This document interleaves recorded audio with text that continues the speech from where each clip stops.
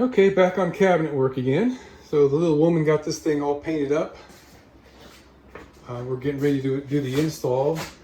I drilled these holes through that, geez, it was more than 3 inches piece of wood. 3 1/4, I think. Yeah, it's 3 1/4 inch. I got some 4-inch screws. So we've got them pre-drilled and countersunk, and they're ready to go in there.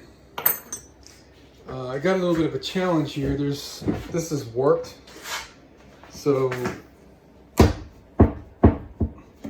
1/4 of an inch. I'm gonna have to put something on that, a weight to hold that down and verify flatness with a straight edge. And then I'll be able to push this up against the wall better and put some shims behind there, most likely, so this doesn't get out of kilter. And then we can attach this. This is going to be attached to the floor with these. I just got done making these up. They're going to go down here like that. And the drawer will go over that. The drawer slide will be above it. So we'll have one on each one of those verticals.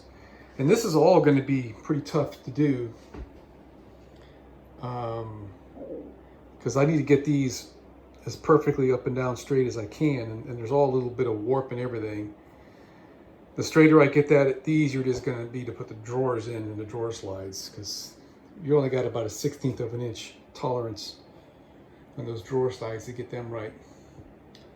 So I guess the further up I put the drawer slides, the less I have to worry about deviation, because when I built this, I built these really straight, and I put a rabbet groove in the wood to make sure that that would be perfectly straight with that, or at least as straight as I can get with a square. So we're doing it.